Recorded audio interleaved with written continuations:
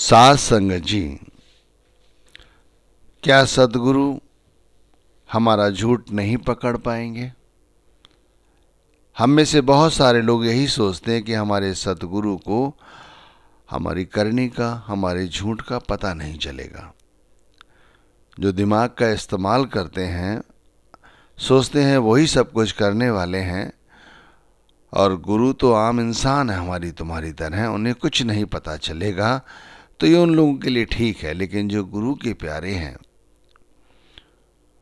उन्हें बात समझनी चाहिए कि भाई गुरु तो जानी जान है, वो सब कुछ जानते हैं, उनसे कुछ नहीं छुपता। वो अलग बात है कि वो हम पर ये बात जाहिर ना करें। मैं इसे कहानी के माध्यम से समझाता हूं। एक शहर में एक गुरु का डेरा था। वहां सप्ताह संगत जाती थी बसों के द्वारा। तो उसी शहर में एक सुनार की दुकान थी। उसी दुकान के पास से संगत हर सप्ताह सत्संग सुनने जाया करती। उन्हीं संगत में से कई लोग उसके ग्राहक भी थे जो उसके पास आया करते थे, और वो अच्छा सामान भी खरीदते। तो उसके मन में विचार आया, यदि मैं भी इन्हीं गुरु के साथ जुड़ जाऊं या मुझे भी नामदान मिल जाए, तो फिर ये जो लोग मुझसे यदा कदा सामान खरीदते हैं वे फिर रोज सामान खरीदेंगे। मेरी दुकान का कारोबार और बढ़ेगा। यही सोचकर वो भी उनके साथ 2-4 बार सत्संग सुनने गया। क्योंकि सतगुरु का सत्संग तो साल में एक बार हुआ करता था। सतगुरु का सत्संग तो उसने कोई नहीं सुना, लेकिन जो आम सत्संग होते थे वहां पर उसने वो 2-4 सत्संग जरूर सुने। और उसने देखा भी कई लोग उससे सामान लेने और आए। तो उसने मन ही मन सोचा, मैं आपकी बार मैं भी नामदान ले लूंगा। यही सोचकर जब गुरु का सत्संग आया तो वो नामदान की लाइन में लग गया। और कहते हैं, नामदान की पर्ची देते समय सेवादार तरह तरह के सवाल करते हैं, और जो उनके सवालों पर खरा उतरते हैं उन्हीं को नामदान की पर्ची मिल जाती है। तो भाई सेवादार ने उस सुनार से भी कई सारे सवाल किए। वो हर सवाल को अपने दिमाग से तौलता और उसका जवाब देता। यहां तक कि हर बार झूठ बोलता गया कि मैंने सदगुरु के इतने सत्संग सुने हैं, मैंने सदगुरु के उतने सत्संग सुने हैं, और झूठ बोलकर उसने नामदान की पर्ची ले ली। कोई बात नहीं, जिस दिन नामदान मिलना था उस रात वो वहीं ठहर गया कि सुबह सुबह इतनी जल्दी कैसे आया जाएगा। तो रात्रि को वो वहीं ठहर गया। कहते हैं जब वो सो गया तो सोने के बावजूद उसे सपने में वही सेवादार नजर आया और कहने लगा, भाई तुमने झूठ बोलकर मुझसे नामदान की पर्ची ले ली है, ये गलत बात है। अभी भी समय है भाई, अपने आप को बचा लो इस पाप से। क्योंकि झूठ बोलकर अगर तुमने नाम ले भी लिया तो वो तुम्हारे कोई काम नहीं आएगा।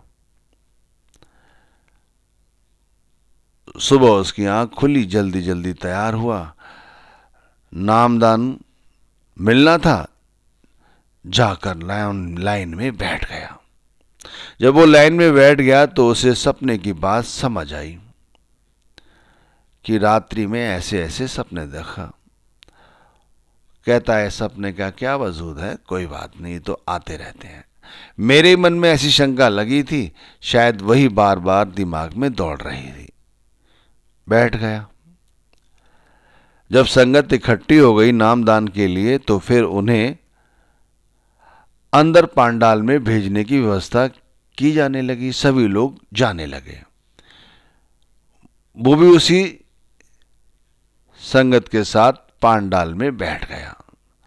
सभी लोग सतगुरु के आने की प्रतीक्षा कर रहे थे कि तभी उसने देखा कि वही सेवादार जिसने उससे प्रश्न किए थे या जो सपने में आया था, वो सेवादार उसके बहुत नजदीक आकर बैठ गया और धीरे से कहता है कि भाई अभी भी समय है,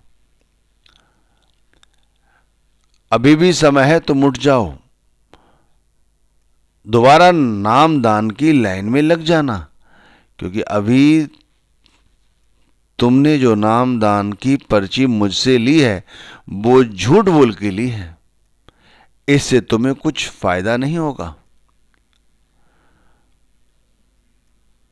बहुत देर तक वो चुपचाप बैठा रहा और जब उसने अपने करीब में दोबारा से देखा तो वहां वो सेवादार नहीं था।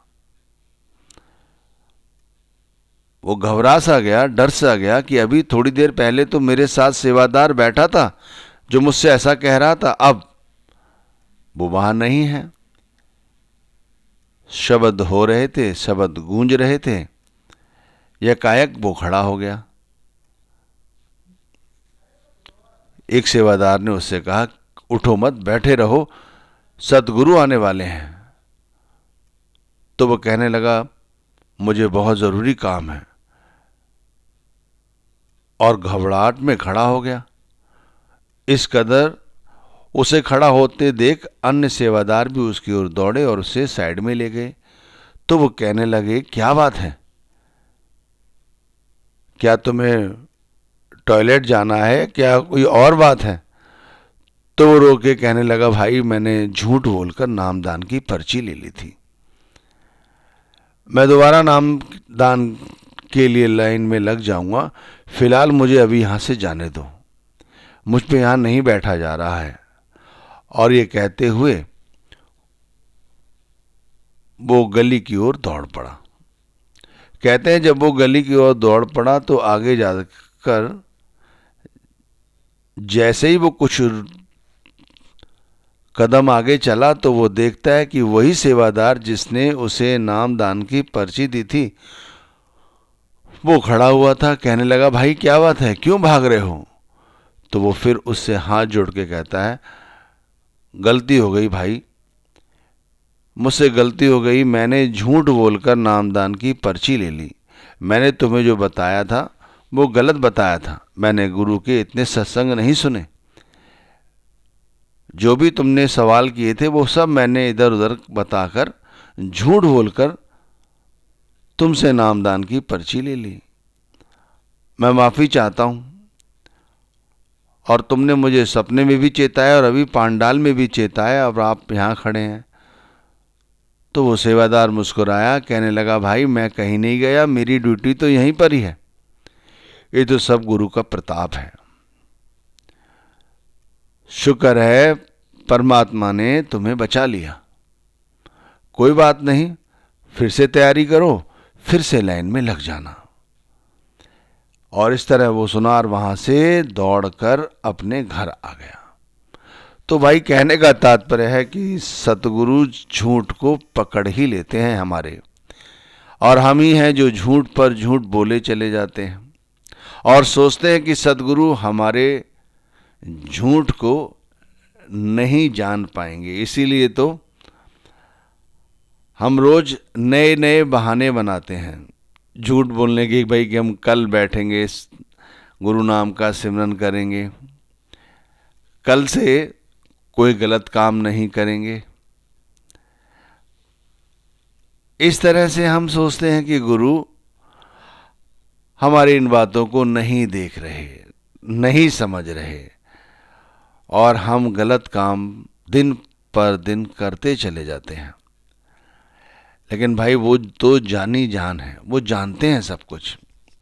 इसीलिए तो देख लो, नामदान मिलने के बाद बहुत सारी जीवात्माएं ऐसी हैं जिन्होंने बहुत सारी धन संपदा इकट्ठी कर ली है, लेकिन उसके बाद भी ना तो उन्हें रत्ती भर सब्र है, ना संतोष है, ना वो खुश हैं। वो हर दिन हर पल लोगों से झगड़ती रहती हैं, लड़ती रहती हैं, अशांत की मुद्रा में ही हमेशा ही उनका जीवन व्यतीत होता है। लेकिन जो कॉल यदि हमने नामदान के वक़्त किया है उसे सही ढंग से निभाएं तो भाई हमारी जीवन शैली बहुत ऊंची चरित्र वाली बन सकती है।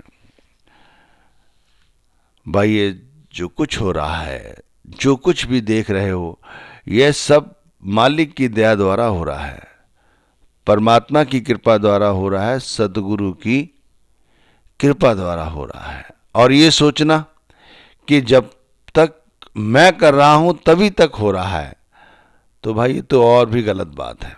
और होता यही है कि हम अहंकार में यही सोचते रहते हैं जो कुछ हो रहा है, ये जो कुछ किया जा रहा है सब मेरे द्वारा किया जा रहा है। तो भाई ये मेरापन, ये अहंकार, ये हौमे, ये गलत है। घर मेरे द्वारा चलाया जा रहा है, बच्चों की स्कूल की फीसें मैं भर रहा हूँ, माँ बाप की दवाई मैं ला रहा हूँ, बच्चों की शादी मैं कर रहा हूँ। यह जो मैं का भाव है यह वास्तव में हमारे अंदर अहंकार को दर्शाता है। पूरे सद्गुरु की प्राप्ति से अहंकार को रोका जा सकता है। नामदान मिलने के बाद भी यदि हमारे अंदर मैंपन है, अहंकार है, तो अभी हमारे साथ नाम का जो परिचय है वो पूरी तरह से नहीं हुआ। हमारा गुरु से जो मिलाप है वो नहीं हुआ, क्योंकि गुरु से मिलाप हम उस समय ही समझते हैं जब वो हमें दर्शन देने आते हैं या हम उनके सत्संग सुनते हैं। नहीं भाई, सच्चा जो सेवक है उसे तो सतगुरु से मिलाप हर वक्त होता है। जब वो सुबह सुबह उठकर सिमरन करता है, भजन करता है, उस समय सतगुरु उससे मिलने आते हैं। ये बार बार जो नाम को दोहराते हैं हम, ये उनसे परिचय बढ़ाने का, प्रेम बढ़ाने का जरिया ही तो है। जो कुछ मिलता है सदगुरु की दया मेहर से मिलता है। अगर हम आज किसी अच्छे कुल में जन्म हमें मिला है, अच्छा कुल है हमारा, तो इसमें हमारा क्या हाथ है? ये भी परमात्मा की कृपा द्वारा ही तो हुआ है। हम धनवान हैं, हम भी वही काम कर रहे हैं, हम जैसे हमारे काम जैसे अन्य लोग भी काम कर रहे हैं, लेकिन भाई वो खाली बैठे हुए हैं और हमारा काम चल रहा है। तो हम धनवान हैं, तो क्या हमारी बदौलत? हम तो यही लगाते हैं हिसाब कि भाई हमारे हिसाब से काम कर रहा हूँ इसलिए बढ़ रहा। नहीं, इसमें भी परमात्मा की रजा है, गुरु की रजा है। अच्छे माता पिता मिल गए, अच्छा परिवार मिल गया, भाई बहन मिल गए, रिश्तेदार मिल गए, ये सब हरि की कृपा है, परमात्मा की कृपा है। आज हमारी अच्छी एजुकेशन है, या हमारे बच्चों को अच्छी एजुकेशन मिल रही है, हमारे पास अच्छी नौकरी है, या हमारा अच्छा कारोबार है, हमारे अच्छे बच्चे हैं, हमारा सब कुछ ध्यानपूर्वक सुनते हैं, सब कुछ प्रभु की कृपा द्वारा है, हमारा कुछ नहीं। अब जो इस तरह के भाव रखता है कि जो कुछ हो रहा है सतगुरु की कृपा द्वारा हो रहा है, वो तो सुखी रहेगा। और जो सोचता है मैं कर रहा हूँ, भाई वो तो अपनी बुद्धि, विवेक, दौलत, इन्हीं का अभिमान, अहंकार लेकर घूमता रहता है और दुखी रहता है। ये ध्यान रखना, ये जो शरीर है, ये ताकत है, ये बुद्धि है, धन दौलत है, ये ज्ञान साधना है या ज्ञान की प्राप्ति है, ये मान सम्मान, ये सब कुछ सद्गुरु की कृपा द्वारा ही मिलता है। अहंकार को हम बड़ाई समझते हैं, लेकिन बढ़ाई नम्रता की है मेरे दोस्तों, नम्रता की। जितने नम्र बनोगे, देख लो तुम्हारी बढ़ाई, तुम्हारी प्रसिद्धि हर जगह बढ़ेगी, तुम्हें लोग जानेंगे। कहा गया है जो अगले जन्म में वही व्यक्ति कुत्ता बनता है जो अपने धन संपत्ति का अहंकार करता है। अब आप समझो, क्या हम कुत्ता बनना चाहेंगे? भाई धन संपत्ति कौन साथ लेके गया है? सब तो यही छूट जाती है। अब उसी धन संपत्ति के लिए हम लोगों के साथ बैर पालें, उन्हें दिखाएं, अहंकार करें, घमंड करें, और करते हैं। तो भाई उन्हें जान लेना चाहिए कि उन्हें लिखा है शास्त्रों में कि उन्हें अगले जन्म में कुत्ते का जन्म मिलता है। वो गंदगी यानी नाली के कीड़े बनते हैं जो अपने रूप का, अपने शरीर का, अपने यौवन का अहंकार करते हैं। अहंकार हर तरह का निषेध माना गया है और अहंकार के चलते ही हम बुद्धिहीन हैं। कभी भी अपने यौवन का, अपनी शक्ति का, अपने रूप का, अपने रंग का, ये सब परमात्मा की देन है भाई। तुम अच्छे अगर बलिष्ठ हो तो क्या है, रूपवान हो तो तुम्हारा इसमें क्या है, सब कुछ परमात्मा का ही तो है। उसने तुम्हें रूपवान बनाया, अच्छा बलिष्ठ यौवन दिया। कहते हैं वो जीवात्माएं जन्म पर जन्म लेती हैं जो भाई गुरु के नाम को लेकर भी नहीं समझ पाती कि सत्य है क्या। उन्हें जन्म पे जन्म लेना पड़ता है, तब तक उन्हें मुक्ति नहीं मिलती जब तक वो गुरु नाम के साथ अपनी लिव को नहीं जोड़ लेती।